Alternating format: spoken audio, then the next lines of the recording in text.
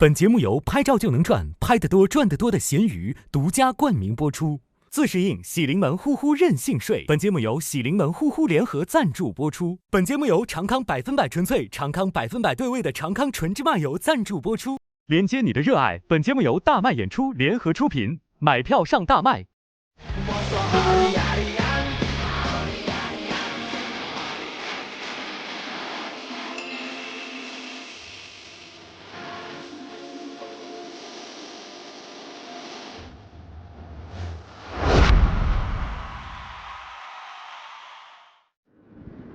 对不好笑就露宿街头这个节目名字的理解，世界上没有任何一个节目比这个名字更直接的了。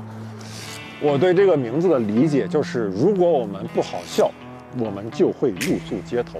很残酷，很残酷，比我参加的那比赛感觉还要残酷。它给了人一种淡淡的威胁，淡淡的威胁。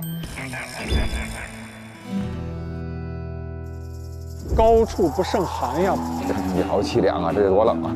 不好笑就露宿天台，我的妈！在街头也是很正常的。其实这个事儿还看起来还有点浪漫。你看那边的姐姐都看着我。Hello， 张老师好。哇，你们好 ，Hello， 怎么这么美啊，天仙一样。你这节目组怎么找的帐篷呀？我1.88米，你让我住这小帐篷？我这咋睡？我这上半夜我睡腿，我下半夜我再掉个个，我睡上半身。这搭好躺着去，挺好，挺好，屁股朝了。算一算，谁会露宿街头呢？这露宿街头真的得冻死的。不想露宿街头怎么办？首先，我们精挑细选的众多新人演员，走，现在咱们进去看看。各路幽默高手已就位，最强王者同台，笑点停不下来。吴鼎拥有个人专场《野蛮生长》、赛博苍蝇、鸡翅，第5届王炸全国脱口秀大赛冠军张美楠，脱口秀业的创业达人包可爱，商演场次1800场，大齐老铁请开麦，全国冠军，自媒体平台头部博主，心梗赛冠军，前程序员，微博情感博主。个人专场 VOL1，前时尚品牌陈列师，喜剧心梗赛冠军，国内知名脱口秀主持人，线下演出2000多场，大汉三角猪心梗赛冠军。其次，需要一个极致还原的剧场舞台。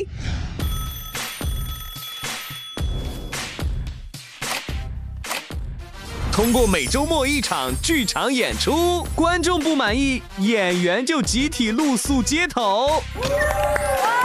鱼头人来送露宿装备了，坚守剧场原声氛围录制，只为给演员与观众带来最纯粹的现场感受。最后还有我们超有梗的捧场大嘉宾，小璐姐结婚了，对不对？大老师结婚了啊，对，那你们见对方家长吗？什么意思？都躲着说家长，你进人家里头都这么进去吗？我岳父。向佐因为之前上一个节目也讲脱口秀，因为孩子们看不懂嘛，他们只是觉得有个人站在那里，我就会说你们再看仔细一点，这个人是谁？哦，孩子们都没认出来是吗？你爱他吗？你知道有时候旁边的人问的那么直接，有一点尴尬了。你脱口秀不行啊！一起去露宿街头吧。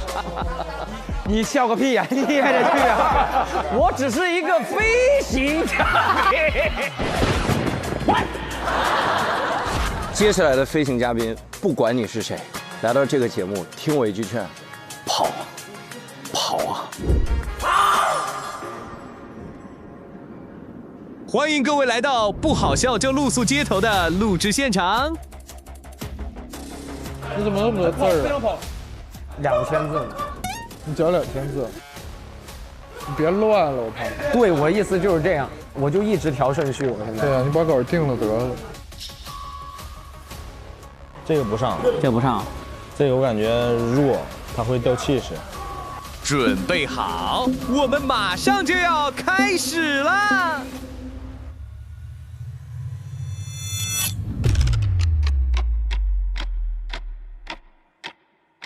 让我们一起请出今天的主理人。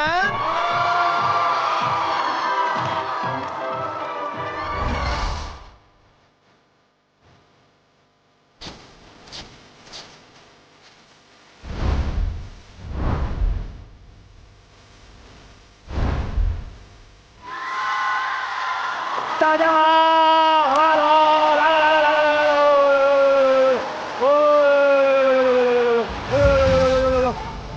我戒指呢？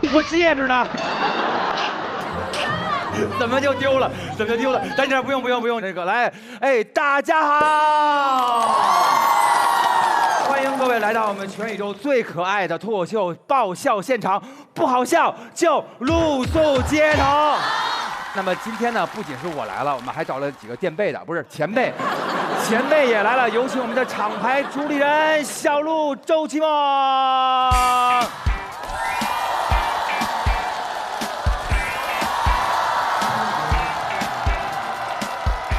嗨，大家好，我是脱口秀演员小鹿。耶！大家好，我是脱口秀演员周奇墨。哎，我们还有一位嘉宾。这位就是我们那个翟佳宁啊，翟佳宁，但是最近去那个北美演出了啊。但是大家知道翟佳宁这个嘴啊，非常的冒犯别人，对不对？今天他的嘴来到现场了，快看，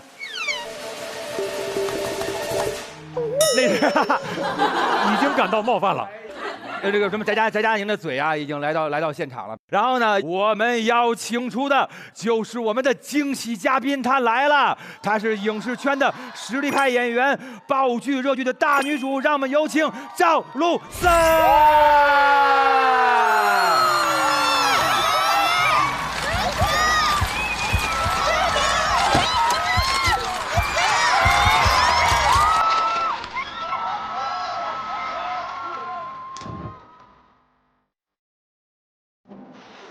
There's memories down the road, all the features I don't wanna know. Ever the one I know, I give shit right back to you, 'cause after all that we've been through, we've been through, and I have on the map of broken words we never heard. Don't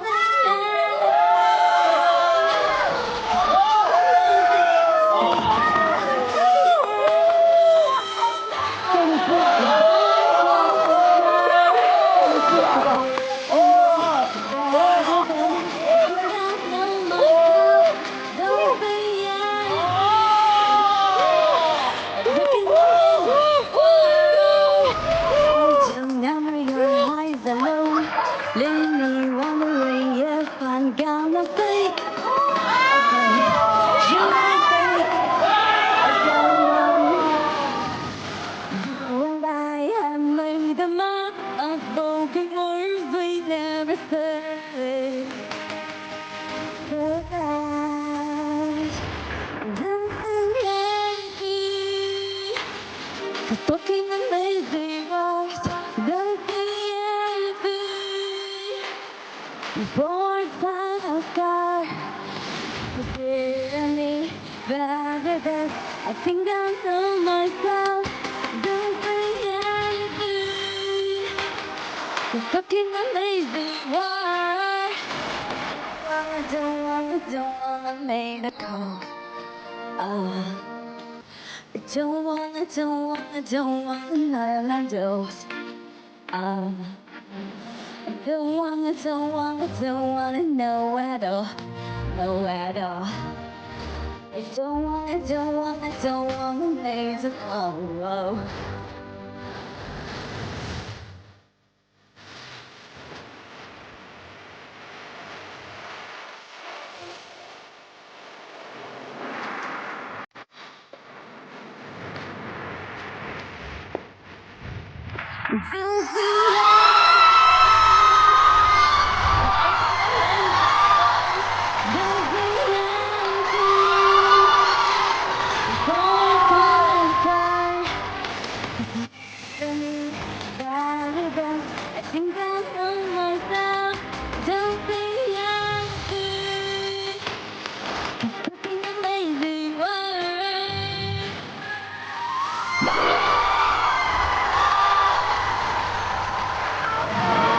你们开心吗？大家好，大家好 ，Hello， 大家好。欢迎我们的捧场嘉宾赵露思，请这边来，这边有请。美美哒 ，Hello， 老师好，老师好。各位唱的好听不好听啊？今天飒不飒？太飒了！赵露思跟大家打个招呼吧。Hello， 大家好，我是露思。哎然后呢，也要感谢一下我们的总冠名咸鱼，谢谢咸鱼能让我们在这里相见，谢谢。来，哎，来了！我把。这是元宵节特定吧？我脑袋跟元宵一样。它有点油腻，我觉得它有点油不隆咚的。您代言这个产品，来。哇，好清爽，好清爽那条，好清爽。大家一定要多下载咸鱼，好吗？对啦，所有东西闲在家里的都能卖出去。也要感谢我们神奇的咸鱼品牌代言人露思，谢谢大家，谢谢。也感谢金主咸鱼对本节目的大力支持，让我们的宝藏新人有了咸鱼跃龙门的机会。上咸鱼体验新功能，拍照就能鉴定宝贝含金量，拍得多赚得多，赶紧上咸鱼赚一笔吧！好嘞。哎，4位今天看见哈，我们几个人都穿的特别的有寓意，对不对？哎，小陆老师，您先说说，您这是为什么这么粉嘟嘟？哎，我今天穿的是彩色鹿，因为是咱们节目第1期嘛，穿出一个好彩头，给我们的演员们提气。太好了，祝我们每个人都有好彩头。我这是藏青色，就是稳重，主打一个稳，希望大家演得稳稳的。太稳了，哇，好稳！今天看这个事儿，不看周老师，还以为是我们的张国立老师来了呢啊！太稳了！哎，那您今天这一身哦，我这个就是有一点小花嘛，就希望大家每年都有钱花。哎呀，这个是最重要了。那我得接着你这说了，今天我穿的是豹纹，对不对？极致糖浆。什么极致糖浆？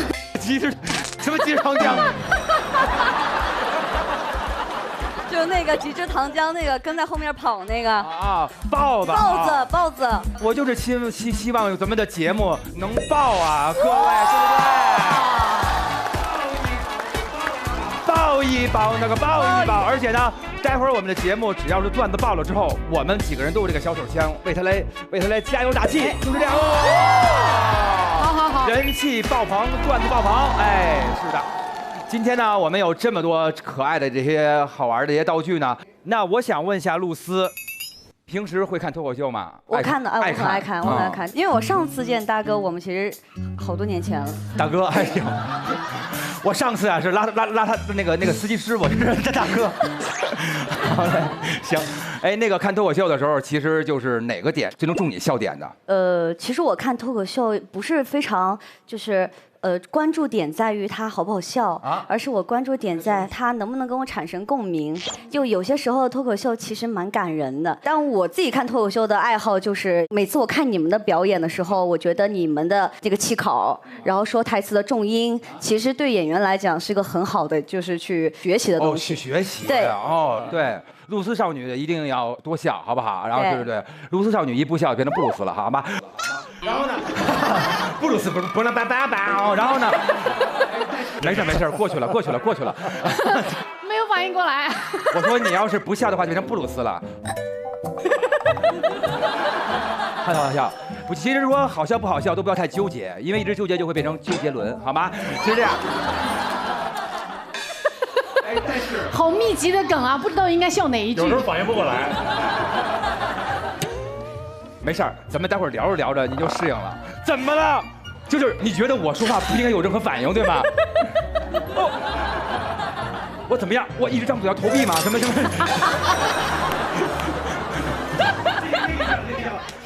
这句笑了。哦，他喜欢那种肢体笑话。那好了，这个好笑。好嘞，行。不是，前面是因为有点慢哈。我反应有点慢，因为就是我经常会就是白天的时候，比如吃午饭的时候看完了之后，我晚上吃晚饭的时候，我可能想起来了，我嘎乐，反正可能就是会，它会有一点点后遗，因为我真的会去很认真的想你们聊的这些事情。不值得那么认真想呀，真不值得。我觉得你很会控制这个时间段。你中午吃，晚上笑嘛，不要晚上光看，早上起来一醒，哈哈哈，就是被笑醒了，不用闹钟，挺好的，想到直接起。对。来，二位老师他们都是天花板级的那个人物啊，有什么评判好笑的标准？我像同行看演员，可能就会跟观众有的时候不太一样。我喜欢的可能是这个演员比较有点独特性，讲的题材啊、角度啊，可能让我觉得在一般演员身上、别的演员身上看不到，就是他有别人看不到的地方，对不对？我觉得我喜欢演员他在台上讲的东西，可能是那种主流之外的。主流之外的，就是那帮非主流这么讲的，这是。这么跟你讲，说我这个笑话，你就说想象一下可乐不可乐，就这种人站台上，好笑，就是。好嘞，各位都说了你们的标准非常的棒，但是没有任何的用处，因为这回我们的节目标准是观众朋友们说了算。大家手里都有你们的卡，来举起来让我们看一看。哇，这个呢代表的是我们特别重要的一个规则。我们每场演出呢都有一个目标，就是观众的好评。在单场评分4星以上，比例达到70%以上的，我们就能够解锁优酷平台提供的各种奖励。相反，没有达到70%，就要准备露宿街头。如果整季10场都特别好笑，就能够解锁2026全年的大麦全国巡演。好的，聊了这么多，该开始演出了。大家都知道，新人演员表演前必须由我们这些前辈演员们给先来个阵场的表演，对不对？有请到我们的开场嘉宾，就是我们最暖心的主理人小洛。小洛。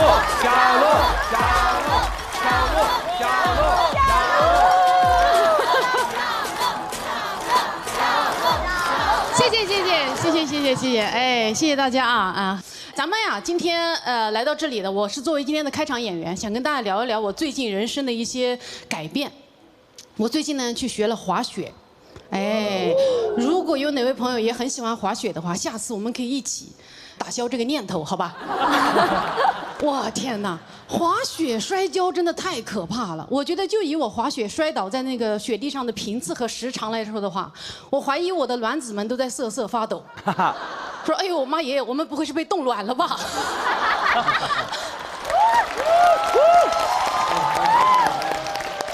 我觉得我滑雪滑到第2天的时候，我就意识到，我这个人这辈子是不可能成为一个滑雪高手了啊！因为我对那些高手完全没有羡慕，每次看到那些高手从我的头顶飞过，因为我躺在地上嘛，我是一点都不想成为他啊！我只会在心里想说，你早晚得摔。你不像我做脱口秀，我就很有上进心啊！哎，不好笑就露宿街头。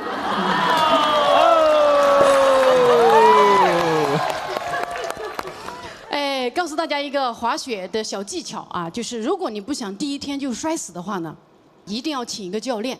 但我发现这些教练他们都有一个大问题，就是作为一个高手啊，这些教练他根本不知道我们一个普通的笨蛋可以笨到什么程度。我因为太紧张了嘛，没有什么运动的天赋，我整个人就浑身非常的僵硬。然后那个教练啊，他就命令我说放松。我不知道在座有没有任何一个人曾经这辈子哪怕有那么1次，在别人让你放松的时候放松过。我是没有，我此生从来没有见到任何一个人在被别人说放松的时候没有。哎呦，那个教练他越在那呵斥我放松呢，我就越紧张，于是呢我就疯狂的摔跤。朋友们，人啊摔跤的时候是有那个求生的本能的，我就死死的抱住我的教练。所以那一整天，我跟那个教练在雪场一起翻滚的样子，真的像极了蒙丹和香妃。我跟他就这么翻滚了无数次之后，最后终于那个教练被我摔崩溃了。他跪在那个雪场上，对我说了一句特别没有逻辑的话。他跟我说：“你不要用你的脑子思考，你用潜意识控制你的动作。”我说：“啊，教练，我的潜意识告诉我，这么大的坡人就不该下。”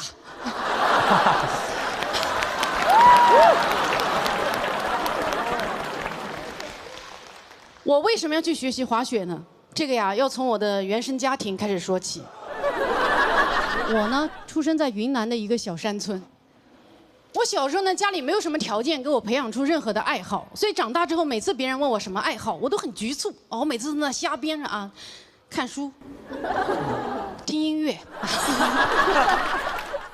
所以啊，朋友们，为了让自己有一个拿得出手的爱好呢，我就想逼自己去爱上滑雪啊，这么一个高端时尚的爱好。而且为了让自己没有退路呢，我上来就买齐了所有的装备。好贵，但是我滑了3天之后，我就发现啊，我每天被按在地上摩擦，我被擦得屁滚尿流、鼻青脸肿、尾骨骨折，还不好意思对外说，还为了维持这个美满的假象，还经常自拍一张发到朋友圈说，一切都是最好的安排。当然啊，我还是学到了一个滑雪加速的小技巧，可以教给大家，就是当你憋着尿的时候，你发现你的潜意识会帮助你。这其中的科学原理是这样的，就是当你特别急的时候，他就会跟大脑说啊，老大，救命，救命，救命，好急啊，好急啊，好急啊！然后他大脑就会说，各单位注意，各单位注意，这里有个深水炸弹要炸了，来，咱们齐心协力送他下去。哇塞，你的四肢异常的协调，那是我滑雪滑得最爽的一次，我歘歘歘的我就到了山底，哇，真的，我是人生中第一次体验到了滑雪的快乐，也是最后一次。因为我到了山下之后，我太开心了，我大笑，我尖叫，我拍照，我忘了去厕所。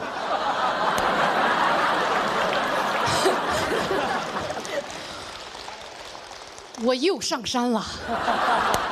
这趟呢，我的体内就发生了狼来了的故事。因为上一次我的大脑协调各单位把我送到山底之后，大脑觉得自己被骗了。这次又就是哎呀好急啊好急啊救命啊！大脑说滚。我的大脑彻底下线了，就只有我自己在苦苦的挣扎，在死撑。你就感觉自己身体的某个器官在不断的扩大，那个表皮越来越薄，越来越薄，越来越大，越来越大，越来越膨胀。哎，我不知道在人生中有没有那种极致的体验，腿脚发麻，然后浑身就开始冒汗，胸闷气短，然后呢，我就开始疯狂的摔跤。我当时痛苦到一个哲学高度了。我每次摔倒之后，我都在作为一个人的尊严和作为动物的自由之间做出选择。我每次都选择做个人吧。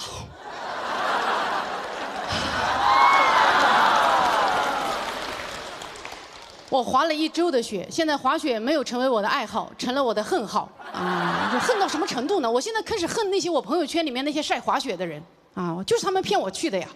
对吧？我现在甚至开始恶毒地揣测他们。我觉得晒滑雪它就是一种隐秘的炫耀。你说你自己爱好滑雪，意味着他既有钱又有闲，对不对？啊！而且他们往往都是这样自拍一张在雪山上的照片，配着自己精良的设备啊，然后再配文什么啊，雪瘾犯了，长白山闭关1个月，滑到爽。他不会这样去炫耀自己一个普通的爱好，他不可能啊跟自己的百度网盘合影一张，说啊网瘾犯了，岳麓山闭关1个月。短剧看到爽，对吧？我觉得现在啊，在社交媒体上的爱好，那都是经过美化的爱好，没有人会写出我们最真实的爱好：刷短视频、打游戏、抠脚，对吧？啊，而且现在社交媒体上展示的那些爱好，其实往往都是跟经济能力挂钩的。你如果写了你的爱好是马术、帆船、滑翔伞，那代表你年薪100万，对吧？如果你写了爱好瑜伽、冥想、颂钵。啊，代表你不用工作。如果你写了爱好是看书、听音乐、City Walk， 代表你没有爱好。但今天啊，其实我讲这个滑雪的段子，我也担心有一点点炫耀的成分，但是我真的是没有办法不讲，因为我滑雪的装备都买了，我那些亏掉的钱我必须给它挣回来。好，谢谢大家。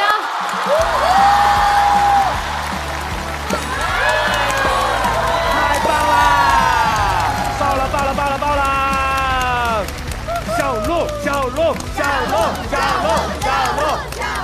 哇！这是我第一次看线下。哦，是吗？对，第一次现场看人讲。对，之前非常想去，就是看线下的，然后但是我一直就没有完成。但是我刚刚坐在这里，我突然发现，哎，莫名其妙又完成了自己一件就是之前想做的事情。多接活啊，可总能碰上啊。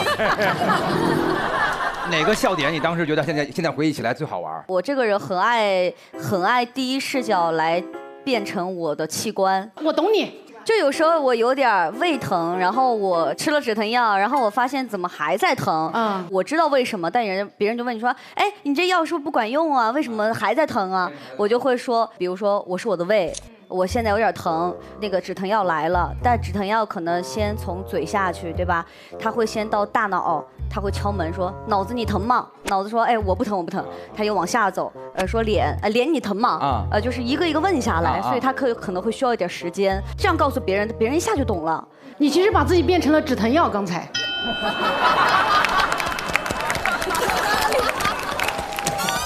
而且这个药在血液里还不融化，对，还有以整粒儿的形式在。所以我是止疼药，刚才对吧？你要跟你的胃，对。明白。明白，什么叫明白？来面试来了。明白，我还有下次机会吗？明白。好嘞，我想问一下，滑雪大家有过经历吗？我应该不会去滑雪，尤其听完小鹿的经历以后，我怕在雪场泡温泉。晚节不保。我在那个雪场以前滑过雪，就是类似，我记得有一回特别神的是在于大家老摔跟头摔特别远，有回倍儿狠的是在于我那儿刚一张开腿，一个人从我裆里头就是。哇塞，我是那个人。你是那个人啊？你俩对上了是吗？不是，同一天同一场。我真的对上的是别人。我觉得是大老师平时爱穿那种吊裆裤，所以人会挂。所以那个人的头过不去，人头挂着。什么意思？我穿这哈伦裤，他一过来比脸基尼是吧？就是这里。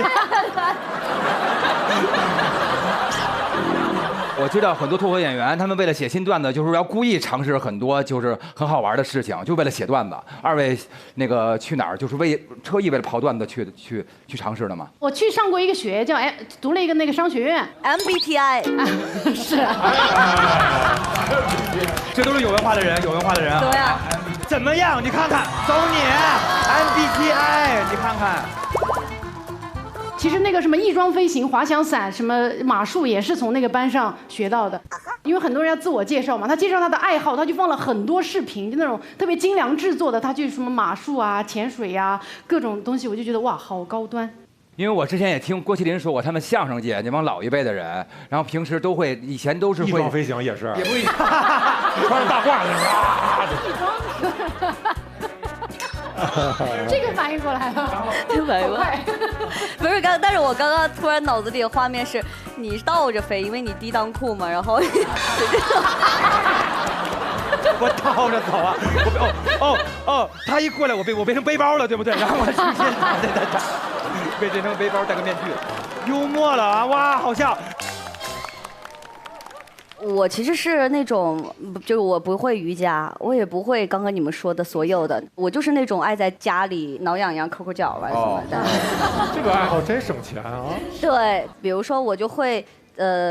把我们家的兔子、狗啊什么的，就是给它修毛。修毛啊，自己剪是不是？对，然后就买那个专门那个圆的剪刀，就是可以，哎，你们家那比熊对不对？对，也有，对。你想，你以后学会了，一次省200多，你想一下。就是我，然后我就开始给他们开始修毛，然后在那个过程中，我就特别治愈，就是越剪头越歪，越卷头越歪，就是狗说我没有被治愈，然后到现在为止我都没敢就是示人我那2只兔子，就是因为不太妙，越修越歪哇！那我把我们家比熊修成橄榄球了是吧？就是这样哇！大老师，为什么兔子不太妙啊？因为它不是猫，哦，因为它不妙。我觉得这个笑话，我这个程度说可以。周老板，天花板说这个笑话，给自个儿磕一头。既然已经 Q 到了，那么马上就是我们周金凤老师的天花板表演。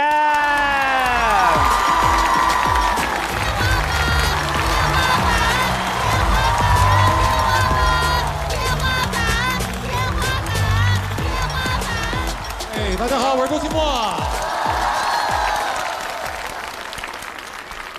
有的时候真感觉自己被这个时代抛弃了，啊！现在的孩子跟我小的时候那个生活状态是完全不一样的。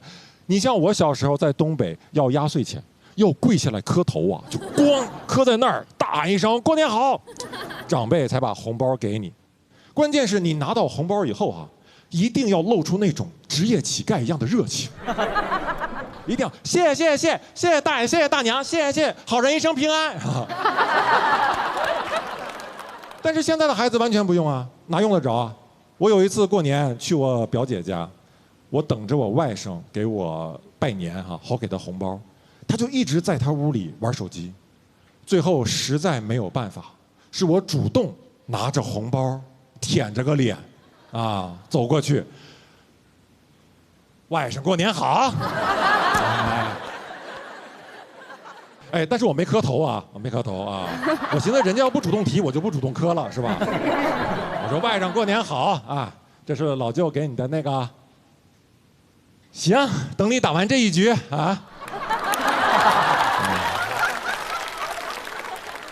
但是现在啊，比我更被时代淘汰抛弃的就是我爸啊。然后让我爸快乐这件事情啊，随着我长大，真是变得越来越困难啊。你看我小的时候，还是个婴儿的时候，我只要活着，他就很开心，啊，我拉在床上，他都不会骂我，反而一边给我换尿布啊，一边还逗我说：“谁拉臭臭了？啊，我看谁拉臭臭了，我看看。哎呦，你拉臭臭了啊，你拉大臭臭。”有时候我想啊，我爸要一直保持这种心态哈，他现在你说，哪怕在一个商场厕所干保洁，他都会很快乐。有人从隔间里出来，然后发现我爸在那儿拄着拖布。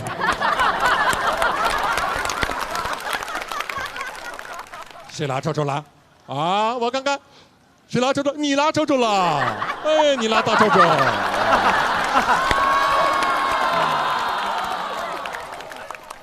但他现在很难快乐啊，为什么？首先呢，对自己的身体焦虑啊。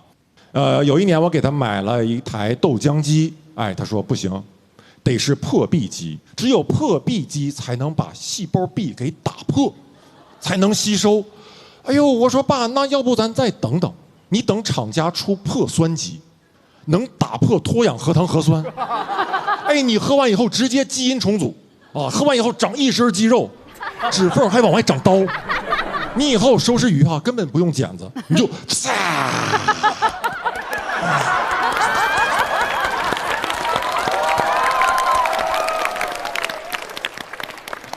很难快乐啊！对自己的身体啊，天天疑神疑鬼，非常焦虑。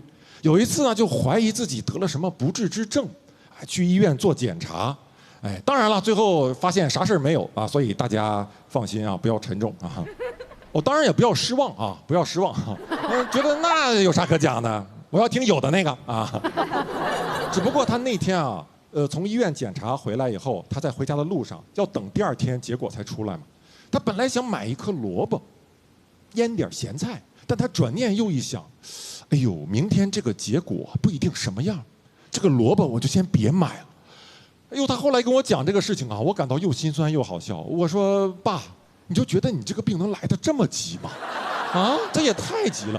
平时啥事都没有，然后你第二天到医院，大夫就跟你说：“老周啊，你这个病是晚期呀，非常非常晚啊。”我爸说：“那我家里还有颗萝卜，来不及了。”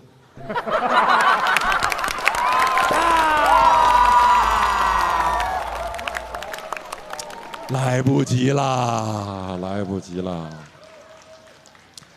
我建议啊，你就在我们这儿吃一口啊。来，小赵，你去食堂给病人打份萝卜啊。哎，其实我们医院食堂啊，晚上菜好，可惜了，哈哈，可惜了。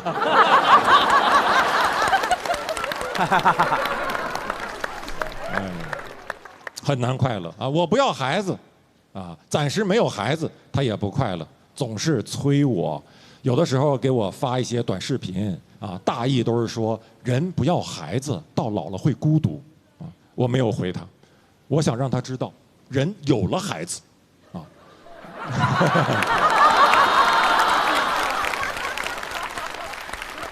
你得看是什么孩子，对吧？有一次我就跟他摊牌了，我说，爸，我暂时不想要孩子。我爸说，你懂什么啊？养儿防老，你现在不要孩子，以后去医院都没人陪你看病，要孩子不就是为了这个吗？当时我想，哦，原来你当初要我就是因为这个目的啊，那你何必也叫我周奇墨，给我起这种名字呀？你让我找不清自己的定位，你就叫我养老1号，或者陪诊8字啊，都可以，我不就明白了吗？但说实话，有的时候我也没有那么确信。我有时候也想，万一我爸说的话有道理，万一有一天我等老了，自己一个人到医院跑前跑后跑不明白，突然崩溃，我懂什么？养儿防老，然后拿出手机，哎，外甥过年好，外甥啊，老舅现在在医院看病，挂号都挂不明白，你看你要有空啊，能不能？行，等你打完这一局。好，谢谢大家，谢谢你们，谢谢周老板，周老板，周老板，周老板，天花板就是天花板。周老板怎么样？讲完这个放松好多吧？放松好多了，是不是要拉臭臭啊？那我先撤了。不是要去了吗？对，这爸爸就放心多了。来，刚才鲁斯啊，那个特别可爱的爸爸，仰天大笑。对，其实我那会儿，在就是讲萝卜那会儿啊，我其实还想笑，但是我觉得就是不该了。不该了，不该。道德不允许。我觉得不该了，这会儿赵露思你先忍忍吧。但是我那会儿还在想，就是如果哪天我在外面上厕所，突然出来有个阿姨说拉臭臭了。小姑娘长那么漂亮，拉臭臭。我说这个我真受不了。好嘞，那么呢，其实大家就说了，就是有没有说自个儿跟家里人就是相处模式什么样？因为我从小离开家比较早，所以然后从去年开始我有点觉醒了。就是去年，因为很长一段时间，我开始在想我的生活应该要怎么样生活，应该要怎么样舒适的生活。所以我们家现在就是以各自就家庭成员奶奶、爸爸妈妈大家都舒服的方式生活。就是在成都，我奶奶一个区，我爸住一个区，然后我住一个区，我妈一个区啊？不是，那奶奶80多了，人能不能有个自己的房？能，而且还是 loft。我爸妈能不能有个自己房？能。啊，我能不能在外租个房？对吧？就是住的就是多孝顺，自个儿租房啊！我是租的，因为我觉得买房现在不划算。真的，我们家现在就是以各自就家庭成员奶奶、爸爸妈妈大家都舒服的方式生活，然后偶尔见一面也更融洽了，也不用再去，比如说他们早上8点要吃早饭就来敲我门，所以我觉得我们家现在这样的方式其实还蛮好的。我们家是这样，前段时间我回家，我爸递给我一管牙膏，然后跟我讲这个牙膏嘴里的什么病都能治，是他在网上买的，10块钱3支。然后那个牙膏我挤到嘴里，连泡沫都没搓出来，就跟我以为我刷了鞋油，就是。怪不得你牙现在这么白啊，有道理。你还是用了是吧？3支都用了10块钱。吐槽归吐槽，但用还是用了啊，是啊，孝心吧，孝心。就是特别的爱咱们，对不对？好嘞，谢谢各位了。现在场子热起来了，朋友们，我们的演员要登场啦！他就是我们的东北大秦，出发了，出发！能不能住外面就看你了，加油！接小鹿周奇墨，荣幸，没有几个演员接过小鹿周奇墨，连接小鹿周奇墨，荣幸。东北大秦来了，朋友们。放松，非常棒，现场氛围很好，观众也很棒。老稳了，现在。对。好吧，你们好吗？嗨 ，hello。接小鹿、接周奇墨来讲，是一个非常艰难的位置。全中国谁能接小鹿、接周奇墨？广告能接。有闲置上闲鱼。海鲜市场走一走，低价好物全都有。哎呦，上来就植入，哎，果然是专业观众啊！听着广告知道鼓掌，很棒。让我接周老板，我确实是有点紧张的。导演组说你没事你能接，你就给自己一个心理暗示。他要告诉我最幽默。他说什么天花板，我比烟花闪。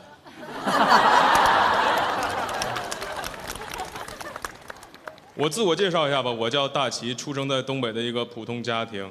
我妈妈是标准节俭的东北妈妈，小时候买件衣服还会糊弄我那种。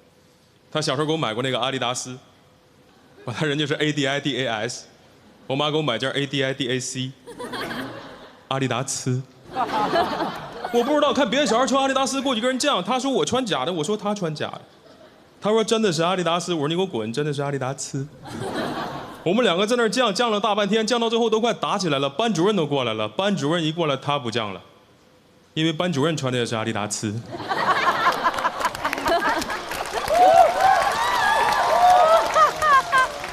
回家看电视才发现不对，电视上明星啊、代言人，人家穿的全是阿迪达斯。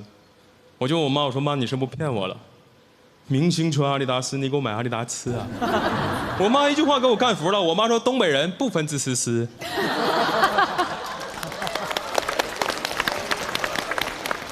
我刚开始还真信，后来自己琢磨好像不对劲。我心想，我们那边偶尔也就说不好平翘舌吧，有时候不分什么滋丝诗、支吃诗什么的，谁不分呲跟丝啊？见面打招呼问人吃没吃饭，人家说哎撕了吗？我一见到赵露思，我说你好，赵露思。哪有人这么说话呀？我就开始反复质疑我妈，我妈都有点懒得骗我了，说那个，那你同学穿的是真的，行了吧啊？小孩一听这话，自己心里特委屈，都快哭了。他一看我哭了，说你给我憋回去啊，你穿的也是真的。我说什么意思，妈妈？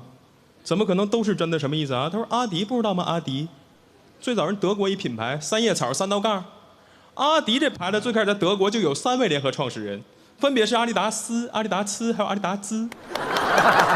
阿迪达斯。他说我同学穿的是最低配，这次给我买件中配，只要我好好学习，一定让我穿上一身阿迪达兹。因为穿假名牌，我在学校里有点抬不起头，可能也是后来我自己有点自卑，因为我后来得过一点点那个抽动症。抽动症你们听说过吗？就是小孩跟人说话一紧张的时候，眼睛会在那块眨来眨去的。我就是一紧张的时候，我左边的眼睛会疯狂的眨。我小时候也这样。那不跟 Wink 一样吗？我最讨厌背课文，老师一提问背课文，紧张一紧张，左边眼睛眨得飞快。我那会儿就特别希望自己背出来课文的频率能跟眼睛眨的频率是同频的。所以说有时候一背就有种莫名其妙的节奏嘛，听起来就特别像现在的 rapper。我举个例子啊，比如一段绕口令，什么南边来了一个喇嘛，手里提了5斤塔嘛，就这么个绕口令，老师要说来，大齐你背一下。我背的绕口令的感觉就是那种，那边来了一个喇嘛，手里提了5斤塔嘛，呜，哦，真有活呀！最后那个呜，我为躲一下老师撇过来的粉笔头，你知道吗？他觉得我调皮，有时候一下打着你行啊，打不着你他不解气，他站那儿继续撇。我傻乎的往那儿一站，我来回躲。那会儿自卑，偷偷把所有课文背特熟，不敢上去跟陌生人打交道都。直到有一次我邻家一个小孩文具盒丢了，非得让我带他去买个文具盒，让我帮他跟老板讲价。我心想我这眼神帮你讲价，到这儿憋了半天才敢开口，我说老板，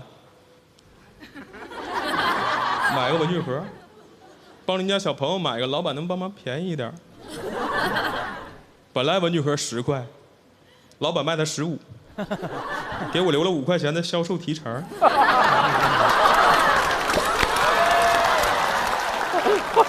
我当时虽然小，明白老板误会了，赶紧过去跟人解释说：“老板，啊，再给拿转笔刀，还买个橡皮的。”那天我邻居那小孩回家的时候，书包里沉甸甸的，背一书包新文具。我回家的时候，书包里也沉甸甸的。那老板最后送了我一板巧克力牛奶。我妈回家翻书包，翻出来一板牛奶，都懵了，说：“儿子，牛奶哪来的？”我说：“妈，挤出来的。”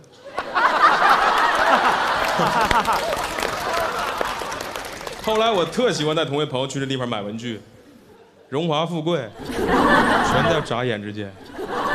一个礼拜最多时候我赚过90多块钱。哇！那会儿在那挣钱挣到自己都有点害怕了，我都怕有一天我这眼睛我康复了都怕。好景不长，学校开始有坏学生站学校门口抢钱。我平时见他们我都绕着走，有回实在没绕过学校，他说：“来，把钱给我掏出来。”我说：“哥，我没有钱。”他说：“没钱揍你没钱，围了5、6个人要上来揍我。”我那会儿喜欢看《精武门》，李连杰演那陈真还记得吗？为了吓我，就开始模仿李连杰，我站那儿来回跳，就是不跳还好，一跳都是零钱，哗啦哗啦响。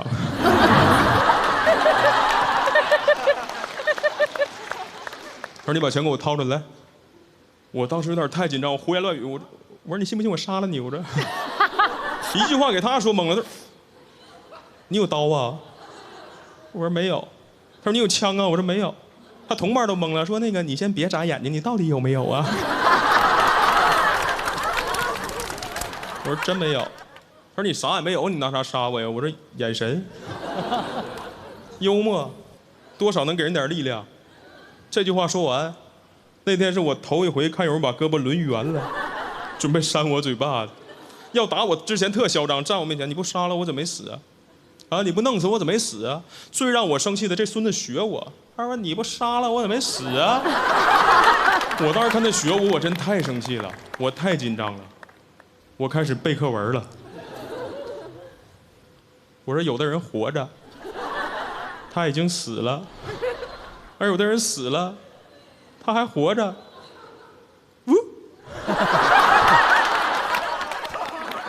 说完这个小子没听懂，学习不好，愣那儿了。看他们愣那儿，我赶紧跑了。第二天再从这条路上走，没想到又是他们。我过去我说，有的人，他说你把嘴闭上。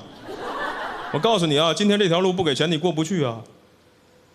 我说这个世界上本没有路，走的人多了也变成了路。又没听懂，赶紧又跑了。第3天从这条路上走，发现坏了。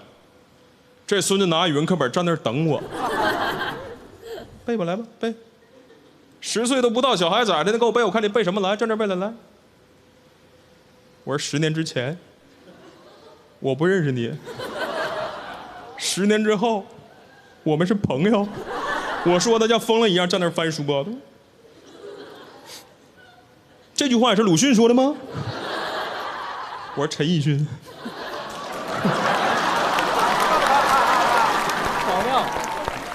后来那天这点钱到底被抢走了。说实话，刚开始特别难过，我站那都快哭了。让这一个傻子一句话就给我说乐了。他说：“哎，咱哥几个就有钱了啊！一会儿上小卖店。”我一听上小卖店，这不要给我花回来了吗？讲到这儿了，谢谢大家，拜拜。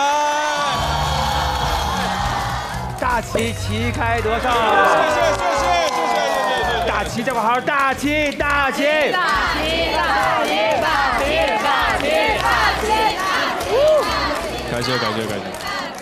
大旗是哪位老师推荐来的？我推荐，您推荐的啊？对，我们俩一起同台演出过，我的荣幸。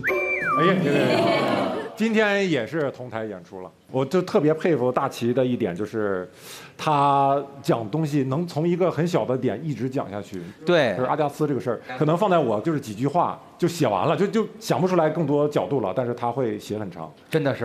这个是功夫，这是功夫。谢谢。我特别喜欢东北的脱口秀演员，是因为他们的那个调调，就是他自己就是在场上的那种很随意、很松弛的那种感觉，所以爆一个梗的时候才会让人觉得哎反差特别大。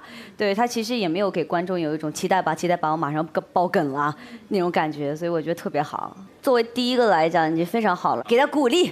厉害。对，谢谢。我在听你的这个脱口秀的时候，特别有那个共鸣，尤其那段节钱这事儿，哇，太有，确实有，不是我遇到过，但是我还是比较机智的逃跑了。那你还是你身体比较好，他们是不良少年，我是发育不良少年，我跑不了，每天都给他们那儿，哇，那个事儿其实讲的时候有股心酸，但是有很多故事挺好玩的，今天还有就是说你那个小动作。哎，大家有那种平时小时候就是会眨眼或者类似的啊？大齐最开始跟您在一块儿，这刚认识的时候也这样吗？老这样？我感觉当时对我有点意思，我以为。这好多小孩都有，这种是比较但是老眨吗？对呀，就是你现在眼睛干的人也会眨呀。就是会一直这样。对，然后大哥说，他说那不就是 wink 吗？但是频率不会这么高，对，因为我前段时间还看到一个博主，类似于他也有这样，但他可能会在上课的时候突然就是开始叫啊，就是抽动症，其实就是严重的。对，无论什么时候他忍不住。谁付航啊？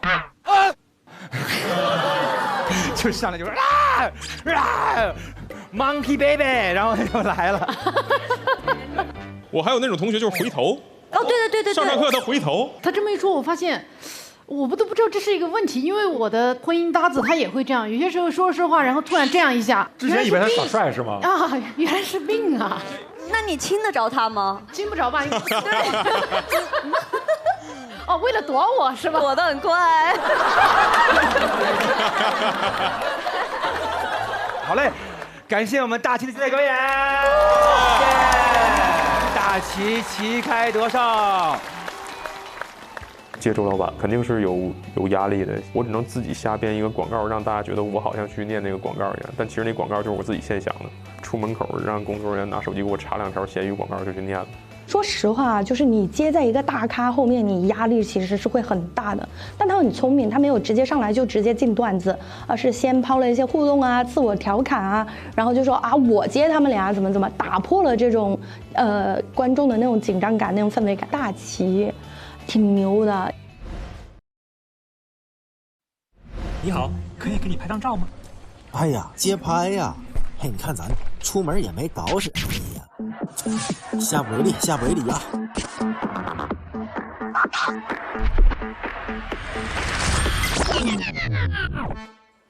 啊，拿我当人肉货架啊！咔咔一顿拍，咸鱼还能拍出钱来？上咸鱼，想要赚钱你就拍拍拍拍拍拍。我衣服呢？钱你就拍拍拍拍拍拍，潮流配饰都能拍，门前大手也能拍。上咸鱼赚一笔，拍得多，赚得多。别把我给卖掉了，退单。本节目由拍照就能赚，拍得多赚得多的咸鱼独家冠名播出。自适应喜临门呼呼任性睡。本节目由喜临门呼呼联合赞助播出。本节目由长康100%纯粹、长康100%对味的长康纯芝麻油赞助播出。大家可要记住啊，其实我们每位演员最终都是你们投票这个标准。下面一位会不会更炸呢？这位就是我们全场都要顶沸的吴鼎。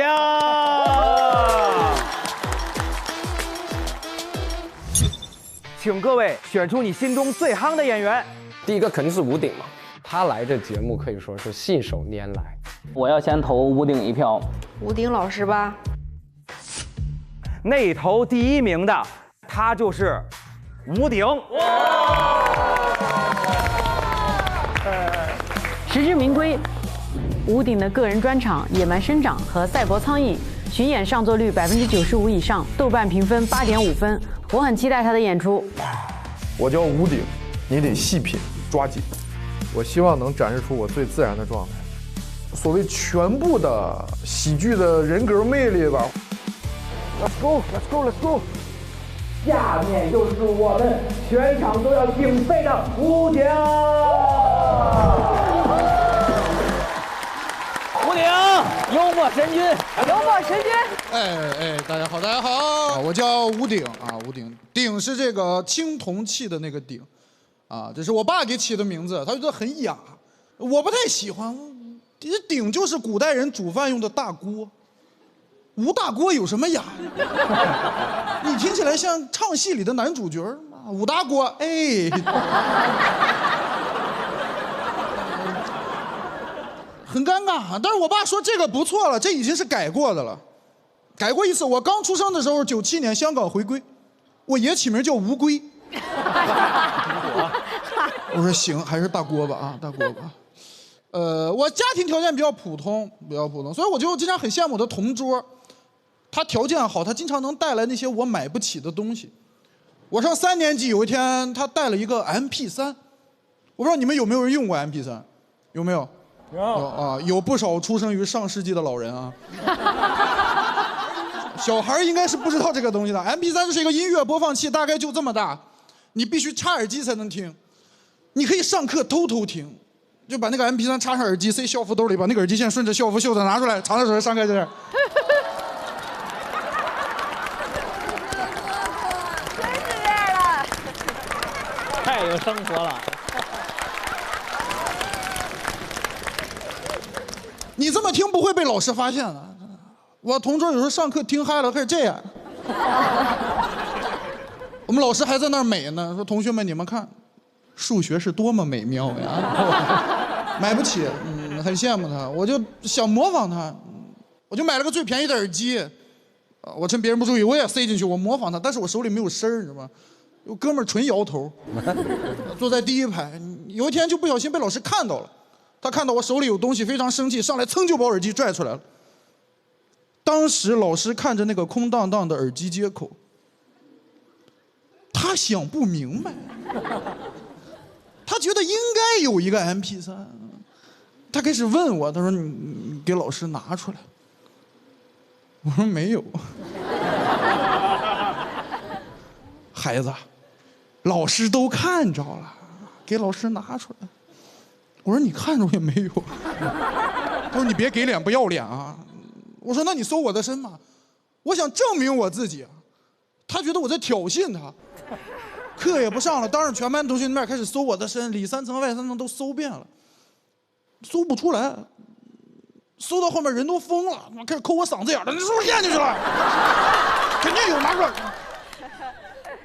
我是个3年级的小孩，我应对不了这种失去理智的中年人，就逼得我都开始思考哲学问题了。我说人为什么要这么努力去追寻一个不存在的东西？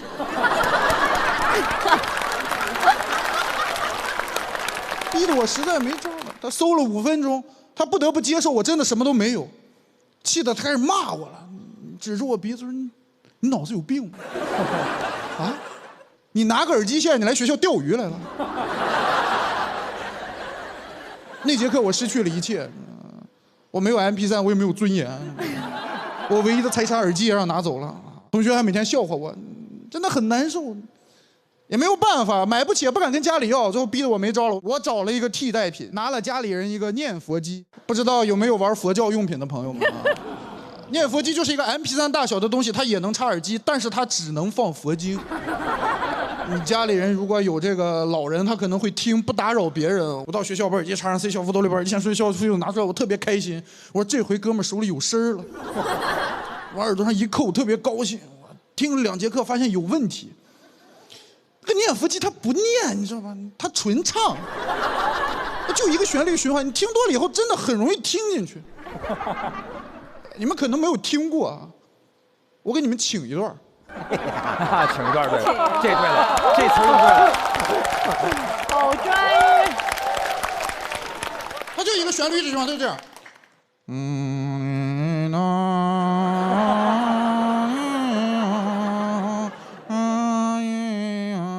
来，会唱的一起来啊！我就天天听这个东西，我听的跟我同学完全不是一个精神状态。上小学别的小孩都很活泼，下课在班级里追逐打闹，我自己坐在座位上。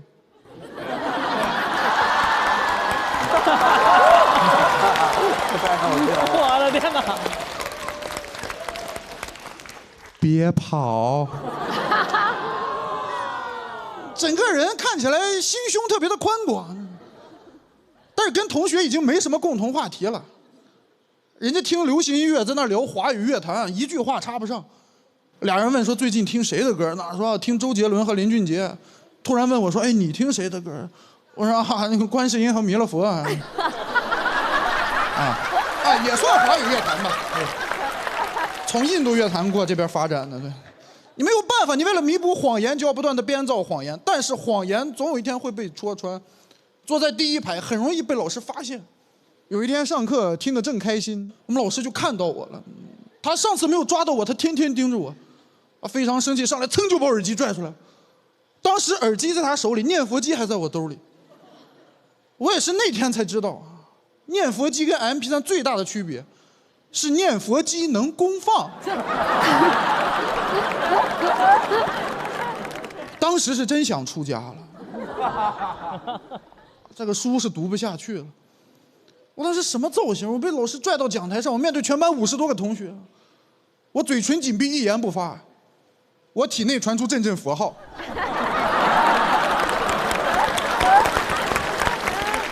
我往上一站，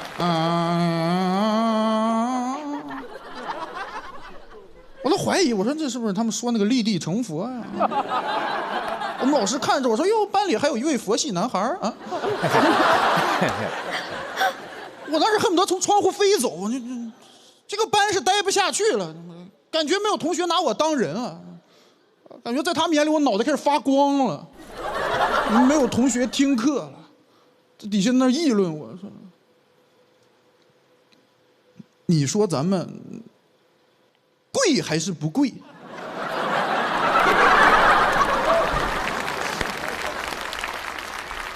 很难顶。这个事情搞得我童年时期都特别尴尬。这个段子也讲过很多次，这是很早就写的段子。讲的时间长了以后，你会消解当时的尴尬，你会可以治愈一些当时的童年的伤痛吧。但直到我前几天我在演出的时候，有一个特别老的观众，他看完这个演出，他说我看了你很多次这个段子，很喜欢你，送你一个礼物，你回家拆。我特别兴奋，我里3层外3层拆开是一个念佛机。我当时心情很复杂，你说我是感谢他的喜欢，也没有看不起这个礼物的意思。我就是当时有一点点难过。我说哥们儿，你这么喜欢我，看了我这么多场这个段子，你应该听得出来，我想要的是 MP3。